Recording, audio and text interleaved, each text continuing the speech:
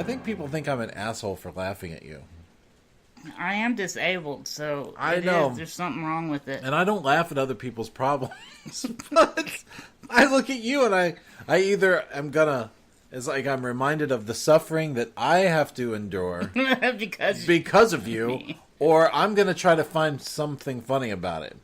And I've decided that how I deal with it is to laugh at you. Because that's how I deal I'm with laughing it. right now. I can't stop thinking about it. Because ultimately I know you will laugh about it. It might be tomorrow before you laugh at it. But you were in my car for, I don't know, 30 seconds before you started laughing. Like, I just couldn't stop laughing. Yeah. That's what you gotta do, man. When misery is your roommate, companion. What's it like to not really ever want to do anything because you know that what's going to happen is that by the end of it all? And you're going to end up basically regretting. It's more that I'm drained. Yeah. And then, you didn't ever want to do anything when you're drained. You're just like, oh, man. Yeah, but when I'm drained, I'm like, oh, man, I'm tired. And then it's that's it. Yeah. But when you're drained, it's...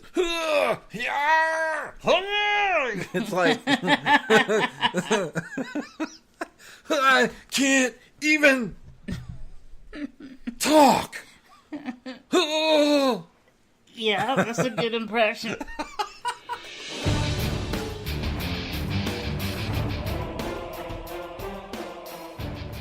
And then you sit down in the car and it's... Oh, fuck. Speaking of fucking, the Sick and Wrong Film Festival was... I mean, okay, so there's like zombie Jesus at the beginning. And I even said out loud to the room, well, if we're not offended by now, we're probably staying. You said that. Yeah, we're probably in for the long haul. So yeah.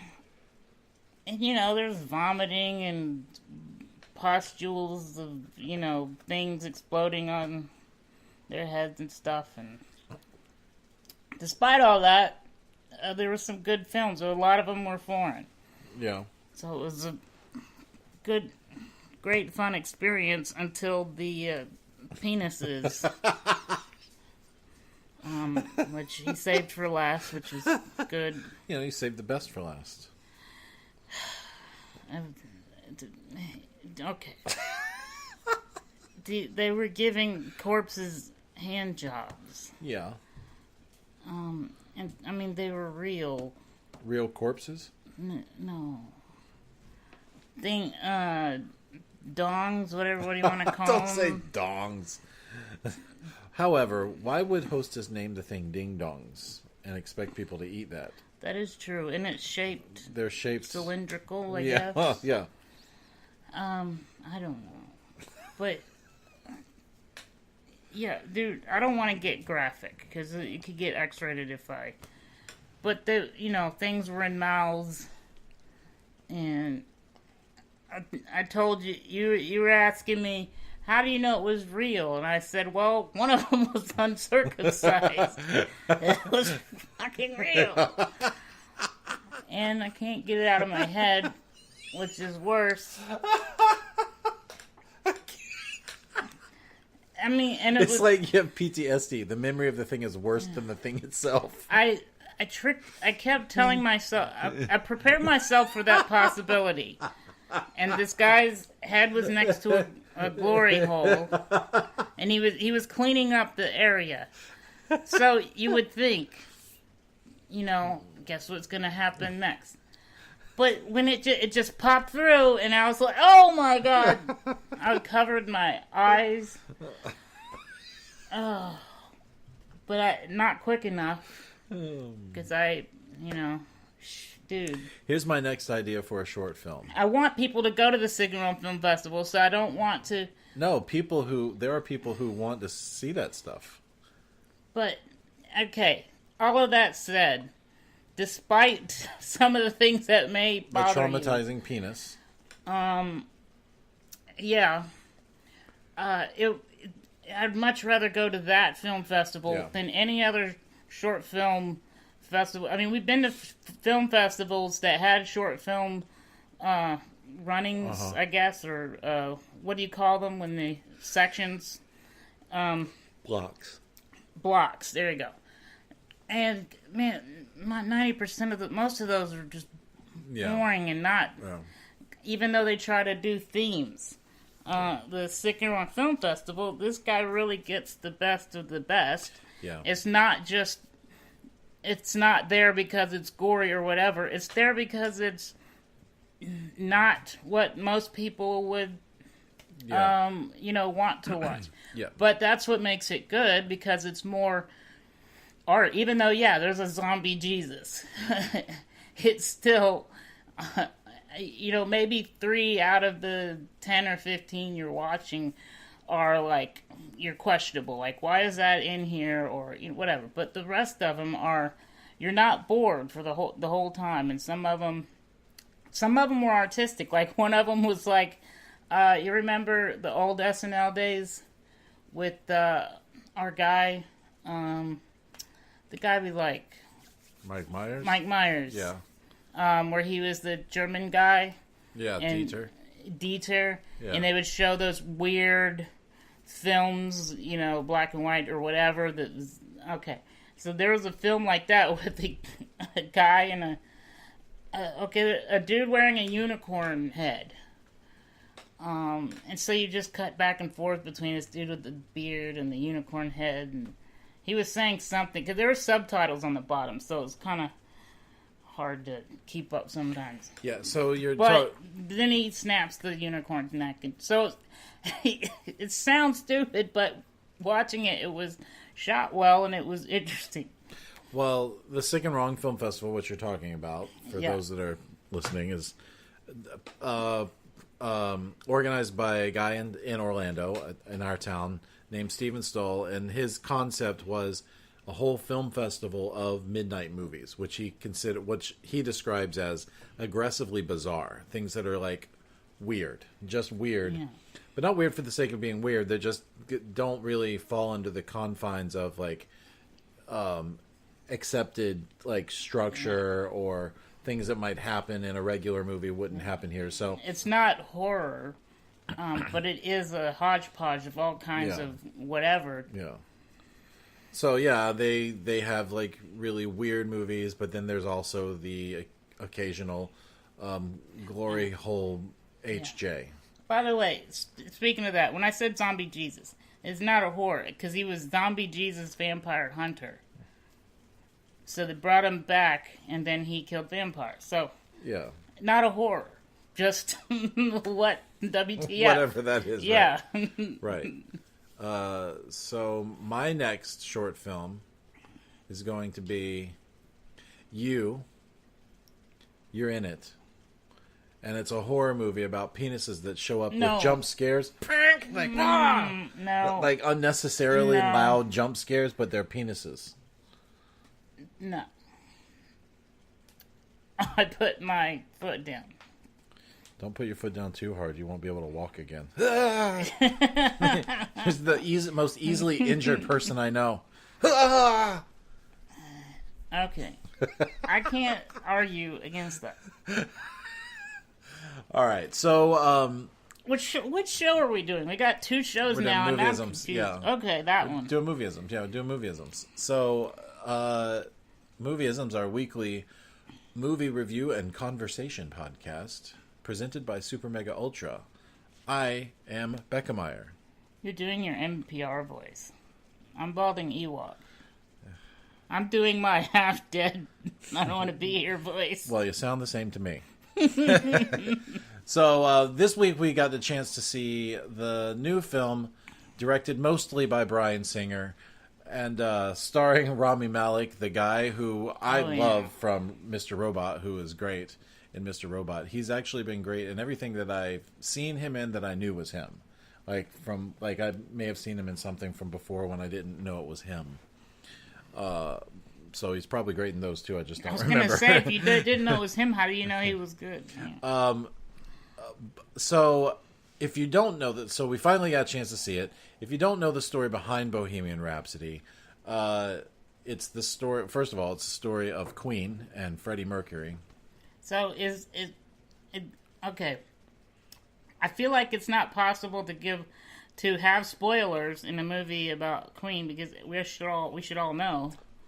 But at the same time, I didn't know everything, so I don't know. I knew. I think 90% of the stuff in there. I've read on Freddie Mercury's life story before, and I knew most of the major beats that were in this movie. But I think most people are probably like you because a lot of people didn't know there was a woman he was engaged to. Yeah, I didn't know and they lived together, and he really did have she was basically he described as the love of his life. But he was gay, so he didn't he loved her, but they were not together really after a while because he kind of finally came to terms with the fact that he was not heterosexual. The other thing I didn't know is I thought that the band was called Queen. And it was obvious that he was gay. I just assumed the whole band was gay. But when you watch the movie, you realize that even a lot of the band were, I don't know how, I guess all of them were ignoring it. I guess because he had a wife and stuff. It was like, well, he acts weird, but... Well, he doesn't act weird. There's nothing weird about being gay, Brad. Different. Yeah. Well, I think that ultimately, though, he didn't even realize what he was or how he was until a certain point in his life when he ultimately we can talk about that more, but ultimately he probably did know deep down inside, but in that time in England it was still fairly frowned upon to be gay. Just the story of what's the guy's name, the scientist that decoded the World War II language and helped us beat the Japanese or the Nazis. I'm sorry. He was still basically convicted of being gay, of inappropriate behavior, and that was just in the 40s and 50s. Mm-hmm. So we're only talking about 20 years later, really, and when Freddie Mercury pops in there, and it's still really frowned upon in that time. So you can have people that have buried their self so deep, and honestly, Freddie Mercury's artistry, if he had been encouraged to be himself from the start, his artistry could have been completely different, because his artistry, a lot of it is talking about stuff like wants and desires and things that he's holding inside, you know what I mean? A lot of the songs seem to come out of I don't want to say frustration, but we are the champions, and they made a lot of, would you call them anthems? Just great songs that, regardless of what you think of the band or him or how you feel, those are just like "We Will Rock You" and all of that. And there's the the whole emotion that's being stifled that gets to come out in music, can be, or in any creative endeavor, really. A lot of times those things come from repression and repressed feelings, or poetry. However, what I want to say before we go too far into it, because I would like to talk about that stuff, really, is the story behind the movie getting made. I was worried about this movie because it was directed by Bryan Singer, who, in my opinion, has made very few really good movies since, I'm going to say, maybe the first or second X-Men movies. Those were adequate. He did The Usual Suspects, which was great. Classic. Great. Everyone needs to see that. Still, and then he made a movie called Apt Pupil, which I thought was really good. Yeah. And then he did other things, but also the first two X-Men movies, which, by the way, were better than other superhero movies had been at that time. That is true. And then he just got sucked into the tentpole movie machine. He gave us Wolverine as we know him today. Yeah. And but so I was a little worried that the movie wouldn't have any like anything real to sink your teeth into. And then he got fired from the movie for erratic behavior on the set. There are rumors that have still not really been like confirmed. Like nobody's really spoken about it. But he and Rami Malek maybe didn't get along very well on set. But Rami Malek's main problem with him has said that, look, the guy's not even showing up to set. Like, he's not even directing the movie. He's here, then he's gone for hours at a time, and we're still trying to make the movie, but he's not there. You know, when you're an actor and you sign on to work with a director, you expect the director to be there the same way the director expects the actor to show up. It's, there's a unspoken contract or a bond in a relationship between the actor and the director, because the actor's like, just opens himself up. And, you know, raw nerve, everything. You tell me what to do. And so it's like an insult if your director doesn't show up. Like, you know, I'm here, I'm exposed, and you're not, you don't respect me enough to show up. Yeah. You know, and that's the same for pretty much anybody at any job. When you're doing a creative endeavor, like making a movie where there are millions of dollars on the line and all of that stuff, and emotions and artistic expressions and all that stuff, it's hard to focus on doing that. And I'm going to tell you right now, the Freddie Mercury performance that he gives is strong, is very strong.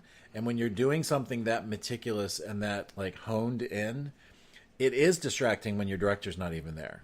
Like, or am I going to have to redo this because he's going to show up and not like what we did? Is stuff this like that. right? Is this how I'm doing this? Is that should I keep doing that or change it now? Ultimately, I mean, you're directing the movie yourself. You know, you're directing your own performance, and a lot of actors will do that when they're working with a director that doesn't quite understand what they're doing, or maybe they're just a hired hand, or maybe there's just disagreements, or maybe the director is not really an actor's director. Sometimes actors will have to sort of direct themselves to, like they have in their mind what they're trying to do, and that's sometimes why you get really great performances inside a not so great movie. Right. So, which is, I would say, this summarizes this movie in a way. At times. There's not a lot of great performances, but all the great performances are from Rami Malek. I want to say to everyone, don't bother going to see this movie unless you're a big fan of Queen. Because, and even if you are a fan of Queen, they just write scenes, and it seems like the scenes are just an excuse to get you from one song to the next song, and then the songs aren't long enough really for you to get into them or enjoy them, and I feel like the whole movie is anticlimactic, because when the songs did come on, the storytelling didn't prepare you for the song or build you up for it. Mm-hmm. It just kind of just happened. And my big complaint to you about the movie was that, and we did a special episode on Film Referee about story structure and all that, and you don't have to copy that exactly all the time, but all the good stories, there's struggle, and that makes the audience bond with the hero, and go on the journey with them. This movie just started where everyone was all right, it was so mediocre, and then he's like, hey, I should be your lead singer, let's be Queen. And then they were Queen, and then they started performing, and then they were in more bars, and then he's like, they got an agent. He's like, let's be on a TV show. They were on that show, and then they were, it was just great the whole time, and got better and better. I'm saying the movie isn't great, but for the heroes and the actors, there was no struggle. It was just their life was all right, and then it went up to everything went great, and then there was a little struggle at the end, but it was just so not. I'm gonna blame the absentee director. What I was trying to say is Bryan Singer was fired from the movie, and they had 2 weeks of production left, which is why his name still shows up as director, because he directed most of the movie. And then he wasn't in post-production either, so he wasn't even there to guide. I was going to say, the editor just had to figure out... So it was... They hired a new director named Dexter Fletcher, who I looked up, and he's mostly an actor who's been directing, but he knew Rami Malek also from... They were both on the... It wasn't Band of Brothers, it was The Pacific, I think, the HBO series. Mm-hmm. So, yeah, so... In my impression of the movie when it first started is that this is going to be one of those biopics that over glorifies every minute moment in this person's life, but doesn't really dig into the real thing. It's almost like it hits, it's very surface, like very superficial, like you were just saying. It only hits, like, here's the scene where they meet each other, and and then the next scene they're a band that's performing. You don't get any... up and down part of it. Yeah. You have good things happen to Freddie Mercury and bad things happen to Freddie Mercury, but you don't ever really feel like it's like you know how it ends. And it's not solely because you know who Freddie Mercury is and how Queen is. It's just the structure of this particular script, the screenplay that they use is, it's going to be one of those where everything's good in the end. Yeah. Everything's okay in the end. There was no what do you call what I would call peril. There's no peril. There's nothing stopping it from being just a sappy, melodramatic send-up of of an icon. By the way, melodramatic. It was the drama was mellow in the whole movie. Yeah, not melodramatic, but mellow. Yeah. And I mean there was a scene early on where he was with his parents, and they were hinting at issues with his parents. Yeah. And then, he acted like he had a problem with them. But there was no scene. We weren't informed. Yeah. Like, why didn't we spend some time?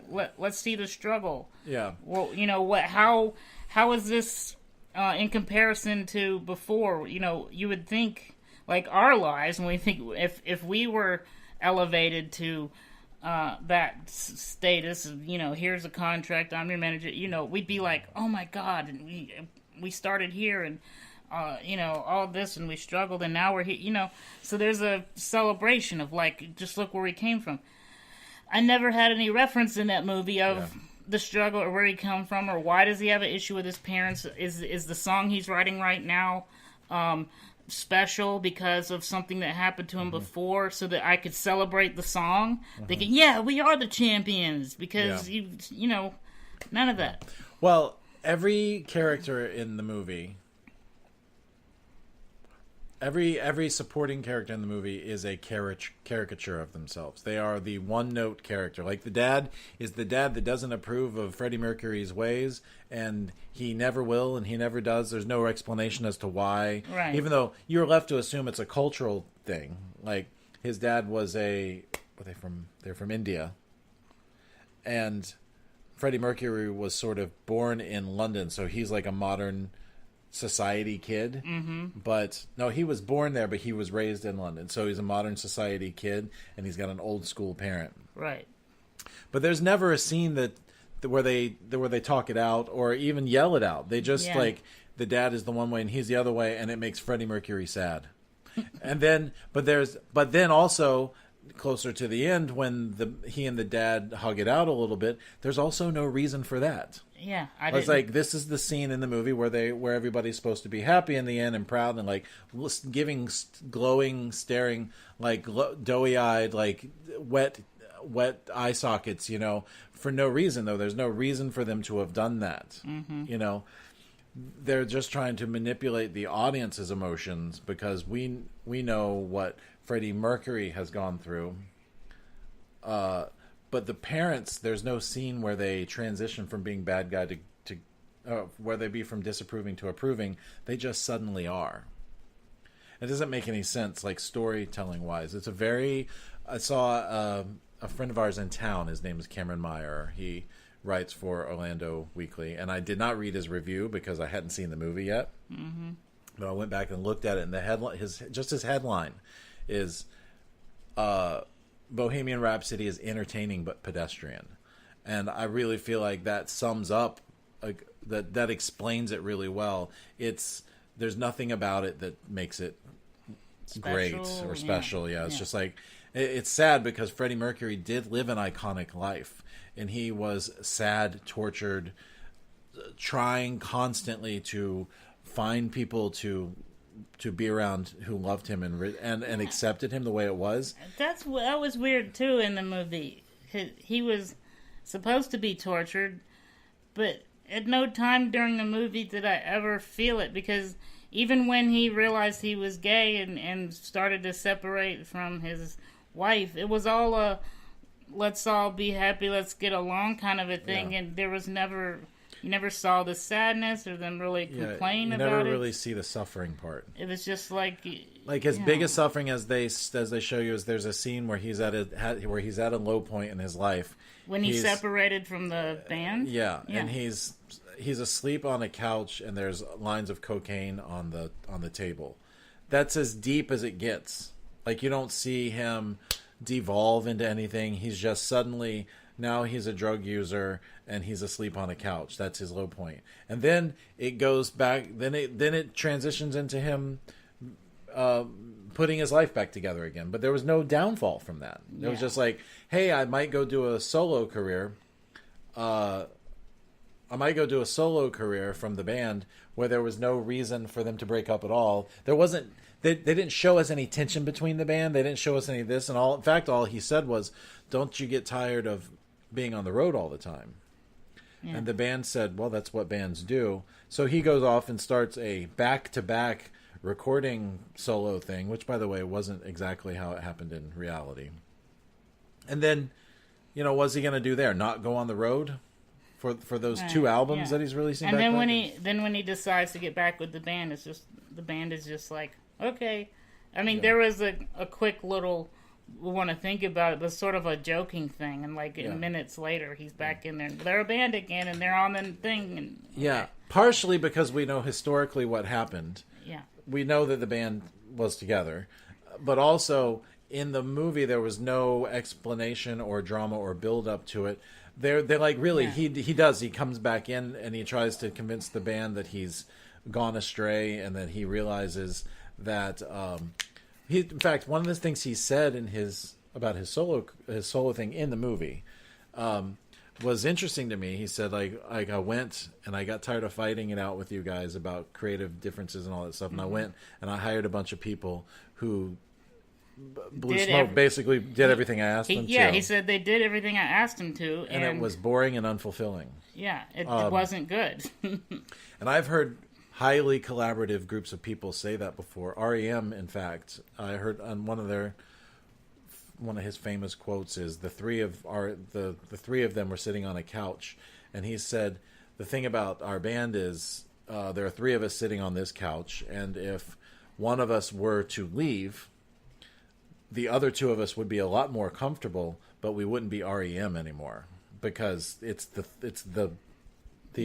not tension there. Not tension, but the rubbing up against each other, the friction that comes from being stuck in a room with those 3 people. Well, it's not just the friction, but I think the really good creative group, whether it's a film or a band, a music collaboration, when it comes to the collaborative arts, I think the really great ones, they make each other better, and they don't take each other's shit, really. They don't let each other be less than or mediocre. So the tension and the fighting or whatever comes from, I see this as not good, even though you like it. We got to change this. You know what I'm saying? And so you might think of it as compromise, but what it really is no, they're just collectively they're better than together than synergy. Separate. I just want you to know that that's why I make fun of you. I'm collaborating. Oh. Okay. I'm just collaborating, Brad. You gotta. So I shouldn't be insulted. I should be. That's teamwork. That's synergy. 1.5 men. I'm gonna go cry and be synergetic in the bathroom. He's collaborating. He really cares. Yeah. So So the problem I have with the movie is it doesn't ever like Rami Malek's performance is almost wasted on this movie because he's great in the movie and he really does. He gets a lot of like there's a scene in the movie where they do the Live Aid concert. He's got so many of his like mannerisms and the way he moved on stage down so well that it's a shame that that performance is in this movie because the movie is not nearly as good as his performance is at times. Yeah, the movie's wasn't it 2 hours and 15 2 hours and like 13 minutes long. I remember at the first hour I was just completely bored. It was a happy-go-lucky, nothing interesting happening. Yeah. So it wasn't until the last 45 minutes, to be honest, that I only enjoyed the last half. Yeah. It wasn't interesting until the last half. I just think that Freddie Mercury was a highly emotional, and from stuff I've read, that's not you don't get that from this movie. It's stuff I've read about him. He's just a highly emotional, highly internalized person that had a lot of things going on inside of him. There's a torrent of emotions raging inside of him because of who he was and who he was denying himself to be and everything. And he really did just want to find somebody to love, all that stuff, like his song. Those were not like hit songs in his mind. Those were his feelings. I just think that the person that had those feelings and wrote those songs deserved a better movie. A movie that really tried to explain who he was, the man, like you were saying, the person who made those songs and why. Yeah. As opposed to, and of course the whole band made the songs. So I'm talking about him who wrote a lot of the Queen stuff.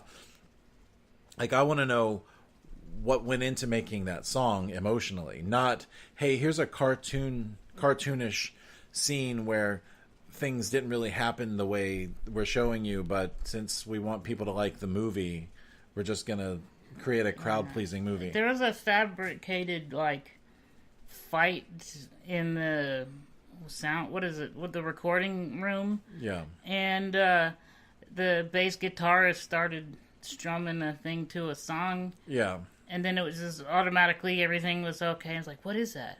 Oh, let's do that. And then they applied the fight energy into the song, and it was just real. In theater, there's a thing called a jukebox musical. So a jukebox musical is like where they pick Elvis songs and they write a story that they can weave in and out of Elvis songs. So really, you're just going because you like Elvis music, and the story is just there as a secondary thing. This is like a jukebox musical for Queen songs.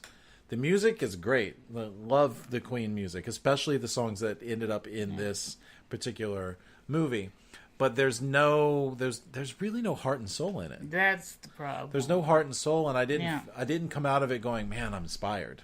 Right. Really, all I wanted to do is something that I could have done before I saw the movie, which is turn on Queen's greatest hits and just hit the road. I think one of the most interesting part to me was watching I guess the breakdown of the operatic song. Yeah. Bohemian Rhapsody. Bohemian Rhapsody. I mean, it's just a great song, and yeah, some of the words are just a bunch of nonsense, which is interesting because the character Freddie in the movies, those words had meaning to him, artistically, but they were just nonsense. But the song is great; no one cares. Yeah. And it's so weird how when you see it broken down into its different pieces and then watch them putting it together, it really is weird. You're like, what is... Yeah. How did that become this, and how did it sound in his head so that he knew? Yes. But it took a guy who was totally inspired from all places, like somebody who actually did listen to opera and got something out of it. Yeah. My grandfather used to listen to opera all the time, and I would walk into his office and go, I would say, hey, is this the same thing you were listening to yesterday? And he's like, no, this one. He had a whole story on it. Like, he loved it. He had notes. Okay. But when I listen to opera, even now, and I respect the musicality and the talent, and it's like it's just not something that I'm naturally drawn to. Even though when I hear it, I'm like, this is beautiful.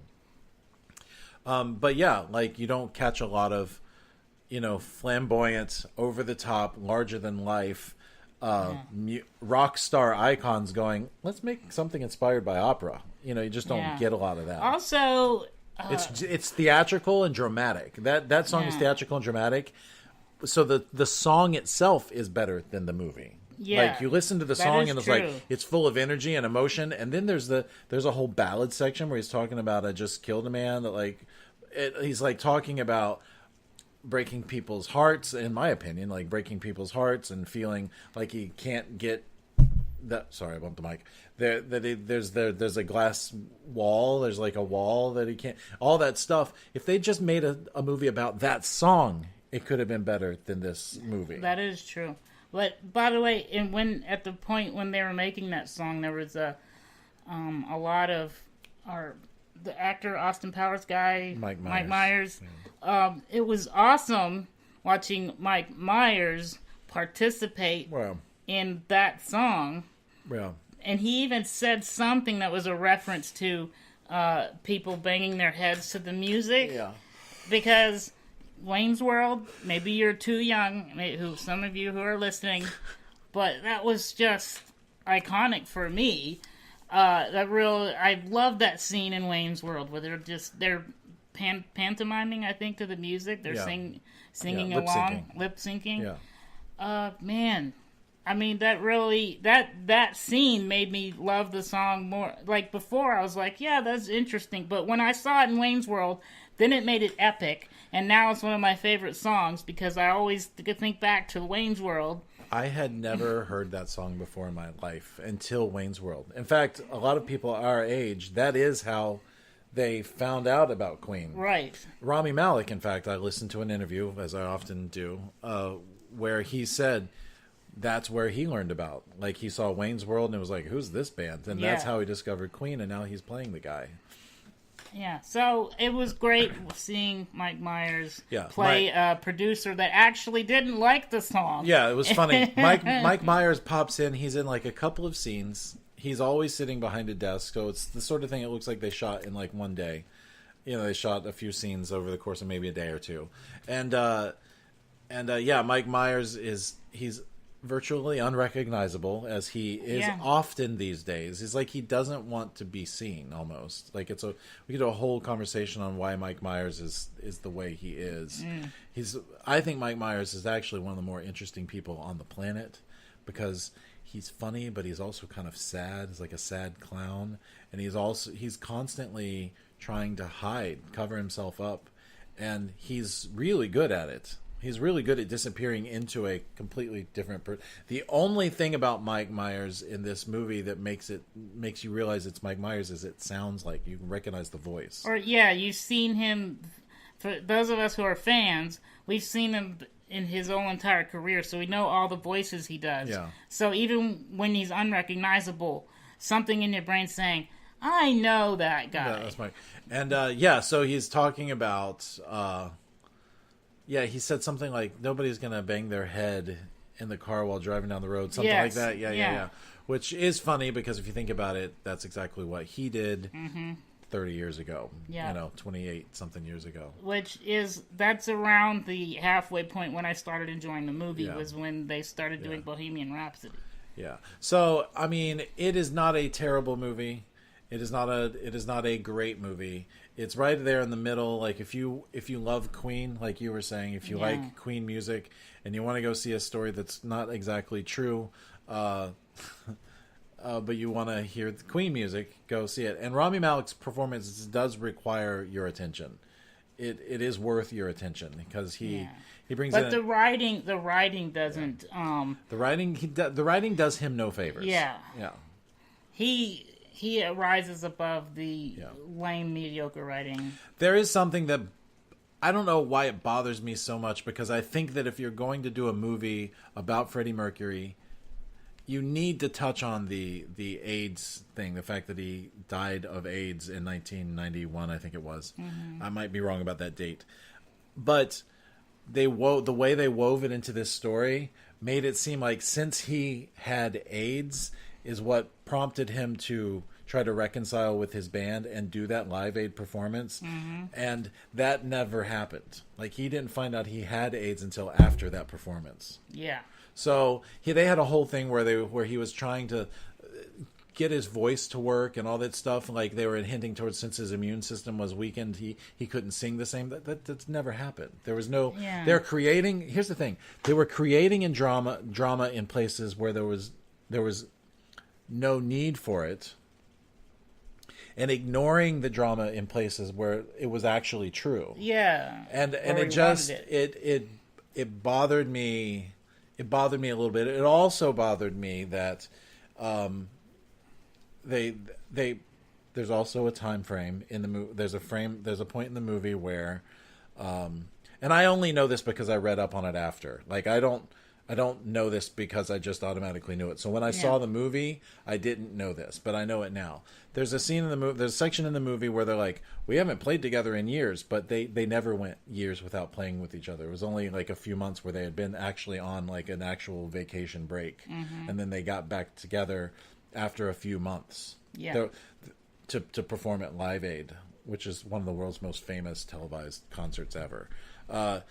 So they're again creating drama in places where there was none, and ignoring drama in places where it naturally was, or it should have been, or was wanted. And it just didn't. It did not ring true to me at all. Did I laugh? Yes. Was I entertained? A lot of the time. There was a lot of laugh out loud moments. Yeah. Oh, like with the chicken. I think it was a rooster. A rooster. That was what was it? Was it the Bohemian Rhapsody? It's Bohemian Rhapsody. Yeah. It was like that. Like the you see a chicken on a fence and you expect it to go. Yeah, but he was doing that, except they replaced the sound with like that. Which was totally unexpected and laugh out loud funny. I just thinking about it makes me laugh. But yeah, it just was. It left a lot to be desired in a different way than A Star Is Born left me wanting more. A Star Is Born was just unsatisfying because it's a little unsatisfying because it never like settled into the emotion of the scene that they were doing a very good job of creating. They were creating great emotional struggles between those two characters and individually on their own. But the pacing of the movie were so choppy at times that you couldn't really feel it. But this movie, A Star Is Born, in comparison, A Star Is Born has a lot more emotional meat on the bone. There's way more to A Star Is Born. When they're writing it, you feel like you're writing the song with them. So when they do the song, you feel it. Yeah. Which is part of the reason why when I watch this movie, I'm like, what's the emotion behind the song? Should I be excited? I don't know. So even though we felt like we wanted to sit more in some of the scenes in A Star Is Born, they still there was a lot more emotion for the audience. There's a lot more for us to eat in that movie. And this one is unsatisfying in a different way. That's just it's like there's a theory out there that if you're gonna do a biopic on someone, every year there's one, that what's more successful, what tends to make better movies is the movie that is a small window of time in this character's life. Like this movie, Bohemian Rhapsody, tried to do that because it starts out at the very beginning. It's at Live Aid, and then it goes back. But it goes back all the way to the beginning of their getting together and works their way back to Live Aid. So it still spans over 20 years or something. Or what was it? 15 years or something like that. And it's too much to cover well. Yeah. And so it's like it was flawed from the start that they're trying to cover too much time and not it's why would we even expect it to be even deeper and more emotional? They just don't have time. It was 2 hours and 15 minutes already. You know what I mean? Yeah. I almost feel like it would have been better if, like you said, you take Let's watch them create a song from beginning to end. Let's watch them struggle as a band and all of that. And then tell us the history behind what's going on in flashbacks. Just go back, let us see, and then we can come back and care about, this is why this, I should feel about what's going on. And that just felt like it was called Bohemian Rhapsody because that's their most famous song. There's no reason. There's no explanation of Bohemian Rhapsody in any way. Yeah, you would think that, what do these words mean? Are they in another language? I want to know. Even if that's fictitious, even if you don't know why or what he was thinking when he wrote those words. Scaramouche. yeah, what is that? Yeah. I always just assumed it was another language that I didn't bother looking up. Yeah. Are they nonsense words? Well, not even that. Even just like the poetic lyrics, like in the actual song section, like where he's singing stuff.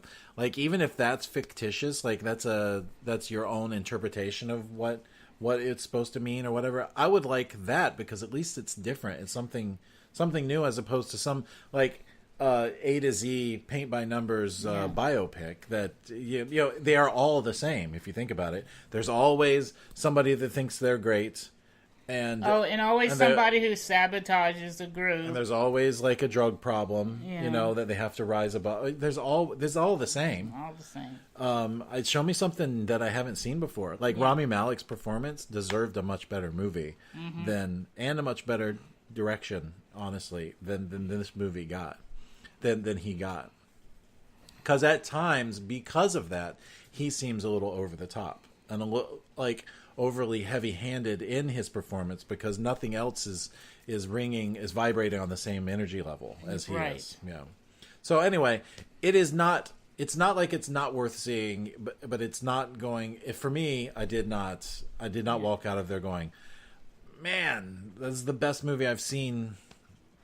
It wasn't even the best movie I'd seen in the last 24 hours. Yeah, I think there was a couple of Queen fans beside us. At no point did I hear them enjoy them. Yeah. So before the movie started, they even sort of warned us that they might be sing along, but I never heard them sing along. Yeah, me either. The movie was just anticlimactic all the way through. Yeah.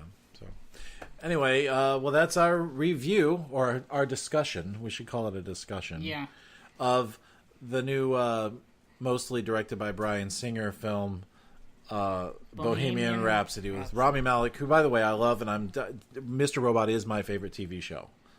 Yes, it is my favorite show right now. It's my You're welcome. What I call is my current Breaking Bad. Yeah, it's my new Breaking Bad, which is, it's funny because I grade all shows based on are they as good as Breaking Bad or not. Wasn't the last season the final season? No, they're making season 4, and that's the last one. Yeah. By the way, last season was great. Last season was good. Oh man, the one I don't want to get into it, but there's one really long where the camera doesn't cut; it just goes and goes and goes. It's great. We can't start a third podcast. We could start a third podcast, talking about Mr. Robot episodes as they come out. Yeah, but there are enough. I mean, even the Mr. Robot, was it USA Network? Mm-hmm. Even the USA Network has a after show of their show. Yeah. We don't need to do a podcast about the after show of the show. No. None of that. So that's it for this time. We will see you next time. Until then, if you would like to I realize that there are a lot of Queen fans out there who may love this movie because it's just about Queen. Yeah, I get it. I do. If you disagree with us, send me an email, movieisms@gmail.com. And let me know what you think. I would love to talk to some more people about it. I'm getting tired of talking to Brad. Yeah. I know how he's going to react. Come on our Facebook and tell us how stupid we are. Yeah. We just want some interaction with people. Oh, do I sound desperate? I'm sorry. Yeah. Well, that's okay. Everybody knows you're desperate. That is true. Yeah. Until next week, we will see you at the movies. The beginning. I don't want to say the end anymore. That doesn't matter. This is the end of me saying the end. No, it's not. Okay, stop. We're going to argue about that. Okay. Every show now. Movieisms is a production of Super Mega Ultra Entertainment and is produced by Michael Beckemeyer and Bradley Kingston. If you'd like to find out more, follow us on Twitter or Instagram. And make sure you click like on our Facebook page, which is facebook.com/movieisms. If you're enjoying this podcast, please take a moment and give us a 5-star review in iTunes. It only takes a minute, and it helps us out more than you can imagine. Thank you very much, and until next time, we'll see you at the movies.